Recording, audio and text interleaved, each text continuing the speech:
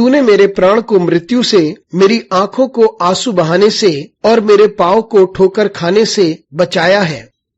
शनिवार 30 सितंबर 2023। आज के मनन के लिए मैंने आप ही के लिए चुना है भजन संहिता अध्याय 119 और उसका 18वां वाक्य। मेरी आंखें खोल दे कि मैं तेरी व्यवस्था की अद्भुत बातें देख सकूं। आपका दिन आशीषित हो। जब हम परमेश्वर से कहते हैं कि वे हमारी आंखों को खोल दे, जब हम वचन पढ़ते हैं तब हम अद्भुत बातें सीखते हैं। आइए इस वाक्य पर मनन करते हैं। आज की सुबह का विषय है प्रभु मेरी आंखें खोल दे।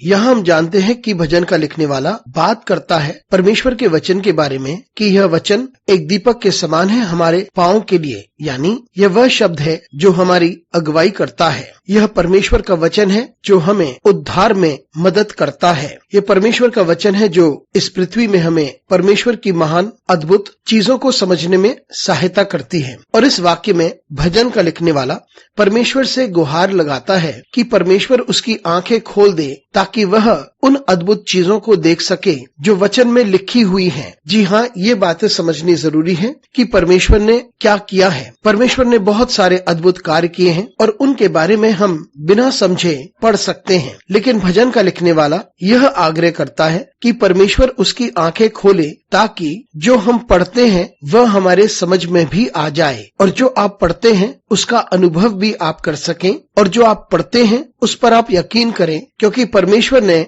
महान और अद्भुत कार्य किए हैं। परमेश्वर का वचन हमारी सहायता करता है ताकि हम परमेश्वर के प्रेम को समझें, उसकी प्रभुता को समझें, उसके अधिकार को समझें और उसकी सामर्थ को समझें। इसे हम किसी और किताब की नाई नहीं पढ़ सकते। हमें परमेश्वर से सहायता की आवश्यकता है ताकि परमेश्वर हमारी आंखें खोल दे, ताकि हम इन बातों का आनंद ले सकें जब हम परमेश्वर के वचन को पढ़ते हैं और हमारे समझ में यह आ जाए कि परमेश्वर के महान और पराक्रमी काम क्या हैं और हमें कुछ अलौकिक समझ में आ जाए और ऐसी बातें जो हम कल्पना भी नहीं कर सकते या साधारणता समझ में ना आए। इसलिए हमें परमेश्वर की आवश्यकता है और सिर्फ जब परमेश्वर हमारी आंखों को खोलता है तभी हम पढ़ सकते हैं और तभी हमारे समझ में आ सकता है और तभी हम अनुभव कर सकते हैं और परमेश्वर को महिमा दे सकते हैं उन महान कार्यों के लिए जो परमेश्वर ने किए हैं। मित्रों, यही बातें समझनी जरूरी हैं। हम परमेश्वर को निहारें ताकि परमेश्वर हमें शब्द समझा सके। इसलिए जब हम परमेश्वर के वचन को पढ़ते हैं तब ये महत्वपूर्ण है कि हम उसे समझें, अनुभव करें